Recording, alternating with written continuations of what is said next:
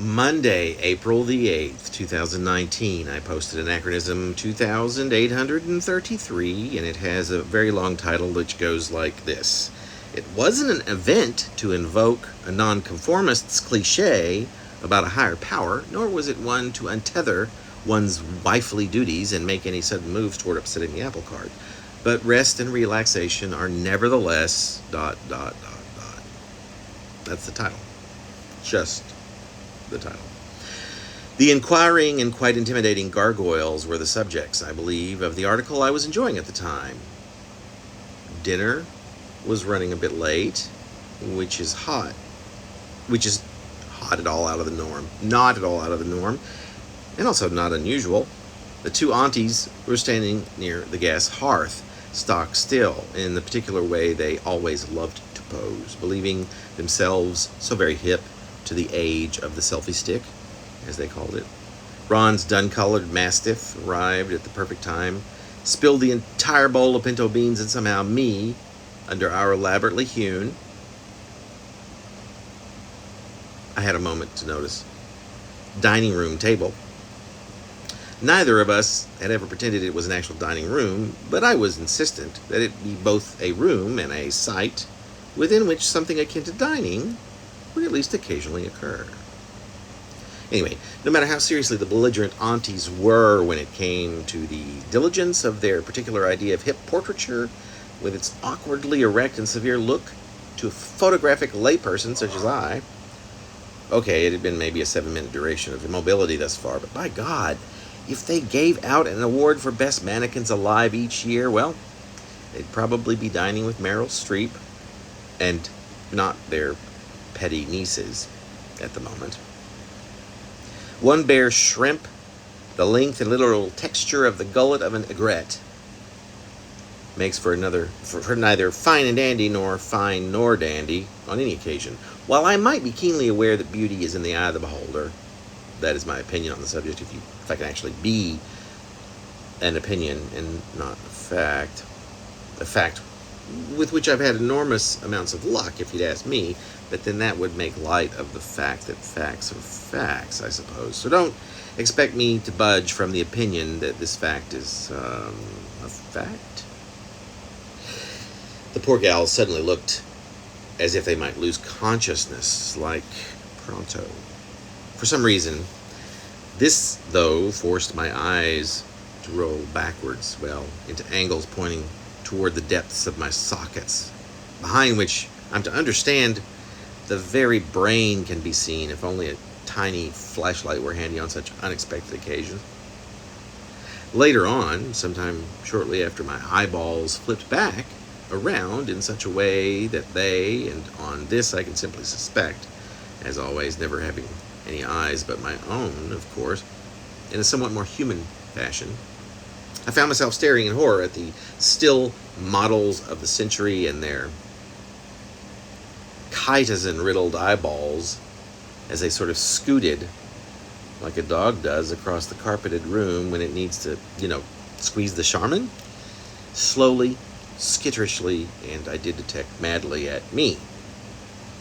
Needless to say, we never made it to the bakeless blonde brownies on that particular special occasion, and of course, I've already forgotten what had made initially this day so special in the first place, but obviously they were here, together, with us, and a meal was being prepared, or something special must have been happening at the time or within its proximity. I felt joy that cannot at this moment be put into words, which would of course be quite exactly, the aunties are leaving. The aunties are leaving. Sprint like a marathon into my head with nothing less exuberant than sheer, unrestrained glee. I'm struck now with some shock at how unashamed I am of relaying this to you, but, honesty and all. Well, anyway. I was able to control my normally uncontrollable reaction, that is, to present anything anywhere upon the visible surface of me how happy I was about this breaking news. In retrospect, I'll just say that a senior must refrain from acting in any fashion that might be construed, or as is often my case, misconstrued, as the least bit giddy at your aunties posing so long at a gathering that you are hosting that they have to do anything short of, on this day, calling the ambulance to leave said gathering way early.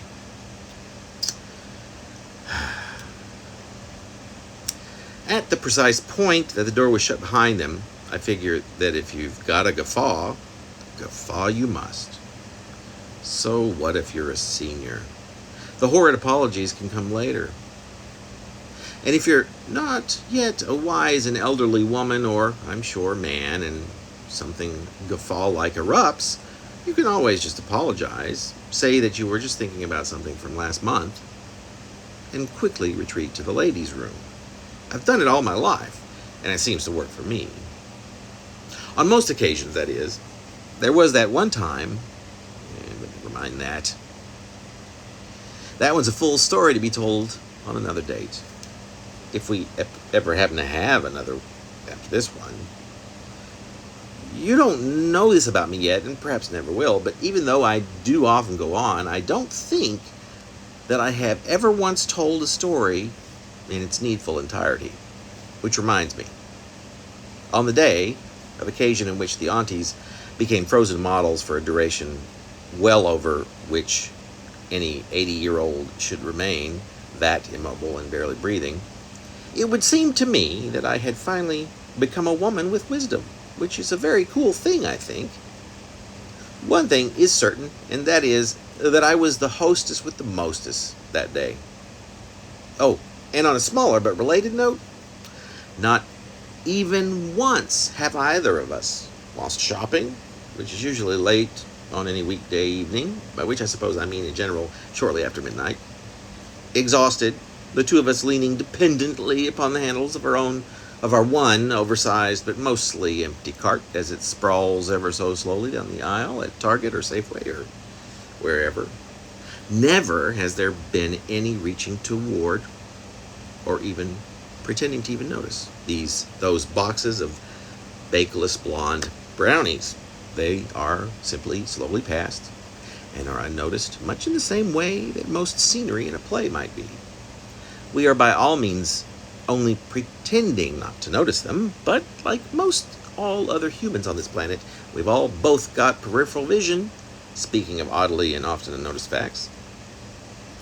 And I may not guffaw as I glance from the corner of my eye at what at the surface it looks and seems in concept like a wonderful, wonderful thing. But I let out at least a half chuckle every single time. A frequent event, it seems to happen to me in mostly inopportune moments, and ones in which I assure you never go unnoticed.